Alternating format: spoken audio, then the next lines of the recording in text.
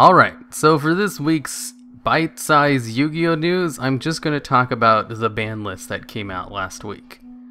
So, this one had some pretty nice changes to it. It wasn't just the one where they added like 1 or 2 cards to Forbidden. Instead, they forbade like 6 cards. Let's go over all of them real quick. First up, we have Blackwing Gofu, the Vague Shadow.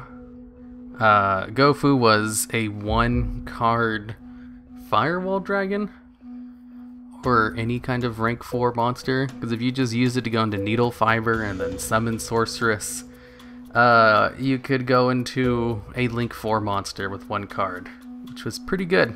You know, as long as you had your extra deck and deck built around it. But you don't really have to run anything out of the ordinary that you would run in a normal deck anyway. Konami doesn't really like 1-card super combos like that. That can fit into any deck. It's not archetype specific either. Next up we have Dandylion. I'm kind of sad about this, because with how good tokens are now, with being able to spam Link monsters with them, I thought Dandylion would be so good in so many gimmick decks I was doing. Because I should let you guys know, a lot of my opinions and feelings on ban lists apply to gimmick deck potential.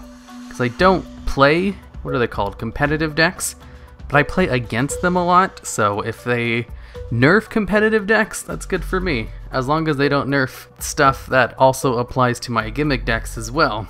And Dandylion was kind of one of them, but whatever, I knew Dandylion was strong. It was already limited before tokens became crazy, much more powerful than they were before, and it only makes sense that they would finally just forbid it. Like, yeah, Dandylion was already good before Links came out, and now it's just godly. Okay, so next up is Double Iris Magician, Forbidden, straight from Unlimited. I didn't know Double Iris Magician was like the key card to that deck. I'm no expert on Pendulum Magicians other than getting beat by them a lot, but getting rid of one of their searchers is good, because they also banned Performapal Skullcrobat. I think this is Joker's 2nd time being forbidden, if I'm not remembering this correctly or not. I think he might have just been limited. I don't think Pendulum Magicians were that strong when compared to the other strong decks, but it was one of the strong decks. So I think they hit pretty much all of them, except Trickstars. Next up on the Forbidden, we have Level Eater. Poor Level Eater. I never actually got to make a deck to abuse his effect for the new Pendulum mechanic.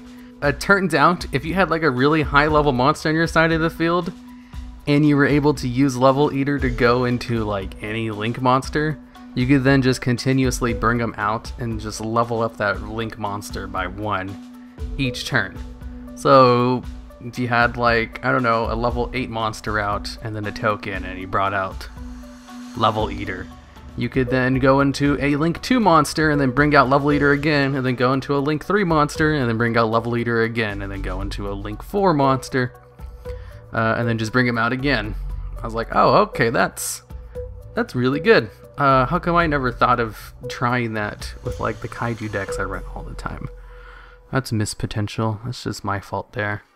There's always like, whenever I make a deck, someone will be like, how come you didn't use this card in it? And I was like, where were you when I was making the deck? Because that's a really good card. That would have totally helped the deck. Like, I'm thinking the past videos I've made, like the one I just made yesterday, the not Pendulum Magician. It was a Spellcaster type deck that brought out the new fusion monster who requires 5 different Spellcaster type monsters. So I used him with Orbital Hydrolander, because I was like, that's a great combination. It's almost like, why didn't you use Future Fusion if you needed ways to mill cards? I was like, because I didn't think of it. And now that you mention that, Future Fusion would have been perfect in this deck. And someone else was like, how come you didn't use Witch of the Black Forest to search out Hydrolander? And I was like, because I didn't think of Witch of the Black Forest, and she would have been perfect in the deck. Like, oh my god, that would have been a card I'd go out of my way to try to get out, because it searches out Hydrolander. So, okay, next up, Maxx, newly forbidden. That sucks. I spent like an hour, not an hour, it didn't take that long. It kinda did. I spent like half an hour going through all of my old decks and removing Maxx and then adding something else into them. But man, I hate when they ban staples, and Maxx was in every deck. So I had to go and remove him from literally every single deck, and it took forever. And it's such a pain in the ass. That being said, the fact that I had to remove it from like all of my decks should show you how good it is. If it's a staple card that's just in everything, usually Konami doesn't like that if it's as like game changing as Maxx. You know what, let's just go on. Maxx is a good card. It got forbidden. No one was really surprised about that. Alright, so newly limited Towers. Apoqliphort Towers. It's he's just a really good boss monster. A boss monster that also attacks the hand, and I think that's why he got limited. I mean, forbidden in the first place. If he didn't go for the hand, I think he would have been fine, because like they usually don't touch boss monsters. Next up, we have Grinder Golem, newly limited. I saw this happening. I thought Grinder Golem is definitely gonna get limited. Not forbidden, because Grinder Golem is definitely really good now because of his potential to just bring out a whole bunch of Link monsters on his own with no other cards other than just having the correct Link monsters in your extra deck. But that being said, Konami also heavily promoted the card. I was like, you can use this card to go for some awesome Link plays. They used Grinder Golem as like a promotional tool for their new Link summoning mechanic. And because they did that, I knew there was no way they would forbidden the card. But the card was also too good to just leave at unlimited, so I was like, oh, they'll probably put it at 1 for a while before finally banning it, like a year from now or something. Alright, next up, Performage Damage Juggler. It's the Performage Searcher card. I honestly don't know why it was banned in the first place. I thought that was kind of an overreaction, since they also banned the other problem card in the Performage archetype, which I think is still banned. PK Fire, I think its name. I don't remember, it was so long ago. Anyways, all this card does is allow you to search out another Performage card.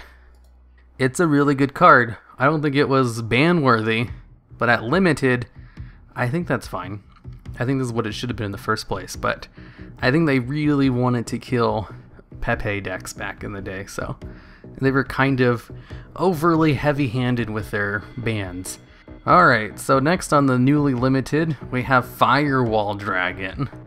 Firewall Dragon is generally only a problem if you have multiple of them.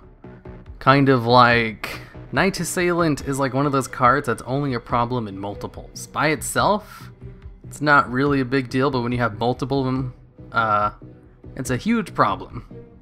Like, completely broken kind of problem. It's not as bad as Night Assailant. He is just completely broken if you have multiple of them, since he can just constantly recycle each other. If you have 2 of them, you can just return 1 and get the other. And you can just have unlimited discard fodder. I'm surprised they haven't eroded this yet. But yeah, Firewall Dragon, out 1. I mean, that doesn't really affect my decks. I only ever played 1 of them in the first place. But I know lots of decks that try to get as many Firewall Dragons per turn as possible. So screw those decks. Next up we have Monster Reborn, newly limited. This is huge. Monster Reborn is a card that can win you games on its own. I'm super surprised it's off the forbidden list. If you were to think of one card that could completely change the game around if you're in a losing position, Monster Reborn is that card. In fact, I think it was like one of the most used turnaround cards in the Yu-Gi-Oh! Anime. I think that's probably why they wanted to come back, because it's such an iconic card, but it's also too good because of its iconic status. It's just special summon a monster from either player's graveyard. Really great card. I'm going to be playing it in every single deck I make from now on, unless it's like a deck that doesn't have a graveyard or won't use spell cards. But let's see how long it stays limited. Next up we have SPYRAL Resort going to 1. This is the 3rd card being limited. They haven't banned a single Spiral card yet, which is astonishing, but putting a 3rd one to 1 just does severely limit the deck a lot more, especially since SPYRAL Resort kind of needed to be at more than 1 in order for Spirals to do like their main combo. So only having 1 of them just means they kind of don't want to draw into it anymore. And then the final card, which is newly limited, Solemn Judgment. This is another one that was pulled from Forbidden, and another card that can win you games on its own, and I'm super surprised to see it limited. On the contrary, I keep expecting them to hit Solemn Strike, because like I play like triple Solid Strike in everything that I can, because it's such a good card. And Solemn Judgment is even better. It's just pay half your life points to negate 1 of anything, which is a really good effect, and that's why it's been banned for so long. And them bringing that back along with Monster Reborn, I'm kind of scratching my head there. It's like, are people really not running trap cards anymore? Okay, now we have the newly unlimited. There have been no changes to the semi-limited, well, not no changes, they actually unlimited a lot of the cards on the semi-limited list. So, newly unlimited, first up we have Artifact Moralltach. Awesome. I love artifacts, because they're another one of those archetypes that can just be splashed into any deck and just make it better. And Artifact Moralltach was the best artifact. That's why he was limited. Bring him out during your opponent's turn and destroy a monster. Great effect. You can use him with, like, Call the Haunted too. It doesn't have to just be activated from his effect. As long as he's special summoned during your opponent's turn, you get to pop one of your opponent's cards, which is a really good effect. And then you get a 2100 beater. Next up we have Blackluster Soldier, Envy of the Beginning. Newly unlimited. This card's really good. I don't know why I don't play it more often. I don't even consider it when I'm making a deck that has dark or light type monsters. It's a really good card. It can win you games on its own. I just kind of forget about it because it's like there's, you know, lots of really good cards as well that could win you games on their own, like Grinder Golem or Gofu that I don't use. I mean, I used Gofu. I didn't use Grinder Golem though because it was just too encompassing. There's no reason I shouldn't run Blackluster Soldier though. Okay, next up we have Card Trooper from Semi-Limited. This is one of those cards that's not really a problem unless there's like multiple of them. Card Trooper by himself isn't really a big deal. Having 3 Card Troopers though is a big deal because you can use Machine Duplication to bring out 2 other ones. And Card Trooper himself is already like a card neutral monster, because when he's destroyed you get to draw a card, which is good. Using Machine Duplication on Card Trooper, that would allow you to draw 2 cards. Or since you're using 2 cards, no, actually he's already card neutral on his own, so you're only using 1 card for the Machine Duplication. So if all 3 Card Troopers get destroyed off of that Machine Duplication, you're going +2, which is better than Pot of Greed, because Pot of Greed is only a +1. But this is, you know, more of an effort because Machine Duplication only works on cards in the deck. So you'd need to only have 1 Card Trooper out and then use it, and then you get 2 other ones, and then you go +2 once all 3 are destroyed. Key word being once they're destroyed. You don't gain their effect if you use them for link summons or anything. They'd have to just be destroyed. That being said, they could also mill 9 cards from your deck right off the bat, which is really good. So, okay, newly unlimited Thunder King Rai-Oh from Semi-Limited. This is a really good stun card, and I was surprised to see it at Semi-Limited. So, color me surprised it's going unlimited as well. Most good decks don't run it because it screws them over as well. So now having 3 of them, that might make it so, you know, like anti-meta decks could probably work out a little bit better. This is a buff to anti-meta decks. Let's see, next up we have Brionac, Dragon of the Ice Barrier. So basically the reason it was really good in the past was because you could use this effect as many times per turn as you wanted, and it could target any cards on the field.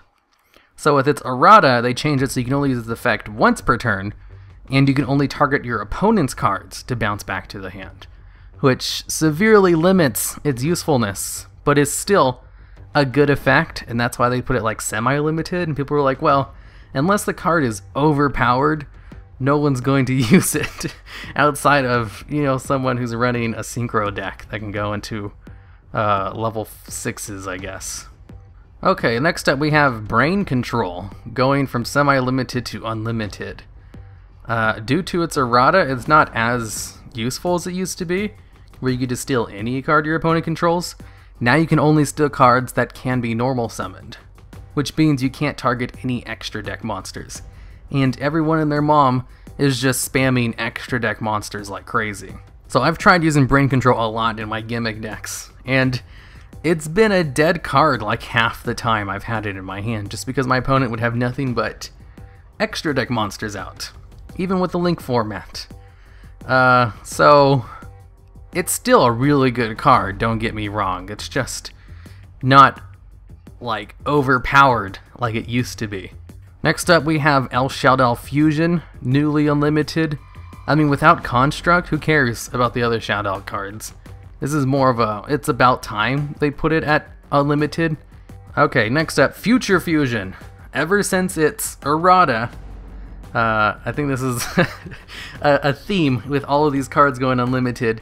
Ever since Future Fusion was changed, it's a lot more of a balanced card, since it has to stay out on the field for a turn before it mills the cards for the fusion. In its past, it was overpowered, and now it's like on par. They didn't nerf it into the ground. It still does what it used to do, it's just, it kind of fits more with its name now of being a future fusion. Okay, next up we have Mind Control, going straight from limited to unlimited. Mind Control is also a really good card, like Brain Control. With the new link format, I think it's actually better than Brain Control, because you can just go straight for a link summon. Alright, next up we have Preparation of Rites, going unlimited from semi-limited. This is a really good ritual support card. It's just no one's really playing ritual cards right now. So, I'm surprised they're unlimiting it, considering no one's actually playing ritual cards right now. Which kind of shows like, oh wow, Konami's actually finally lifting restrictions on cards that support archetypes that no one's really using.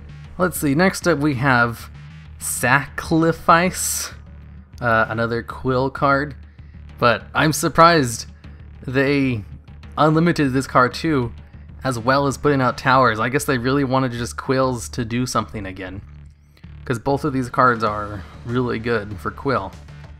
Let's see, next up we have Bottomless Trap Hole, going straight to unlimited from limited.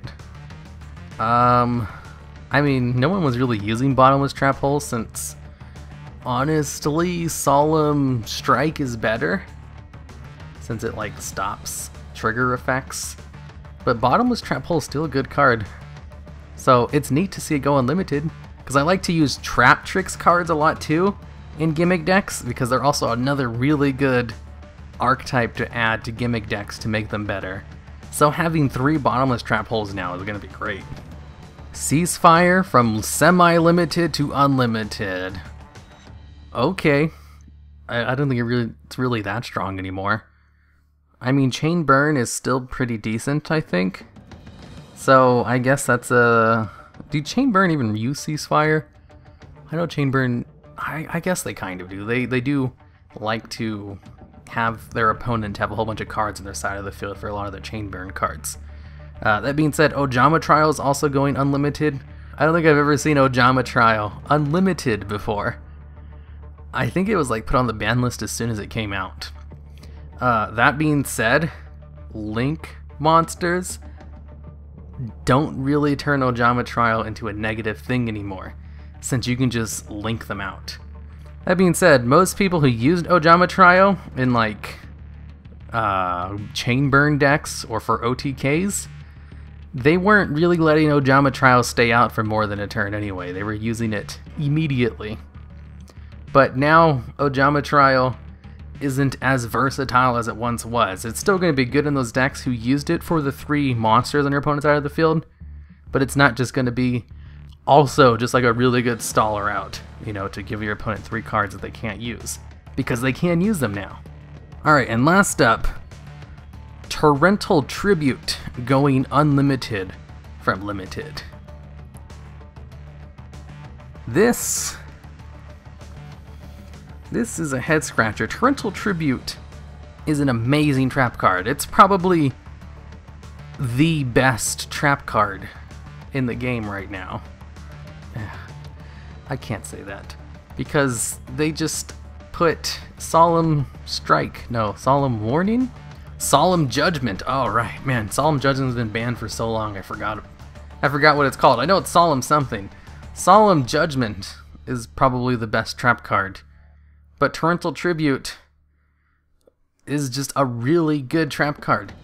I mean, at limited, I still played it in like every deck I could. But I know a lot of people didn't play Torrential Tribute because it just destroys the monsters, which isn't as good anymore. There's so many monsters who protect themselves from being destroyed by card effects. But that being said, everyone still plays Regeki, and they limited Dark Hole after putting it at semi-limited. I was like, wow, mass removal's really good. We should probably put Dark Hole back to 1 again. And then they unlimit Torrential Tribute, which allows you to destroy all your opponent's monsters during your opponent's turn. Okay, I don't know why. Torrential Tribute is a really good card. Like, if I was going to do like final thoughts, like which cards on the list really stand out for me, I'd say Solemn Judgment, Monster Reborn. Those two going to 1 is like, why? Those two cards are so good. And also, Artifact Moralltach and Torrential Tribute going to unlimited. It's like, why? Those cards are so good. I was like, okay, that's fine. I mean, like, all of the really good decks so far don't really play those cards. I mean, everyone's gonna be playing Solemn Judgment and Monster Reborn.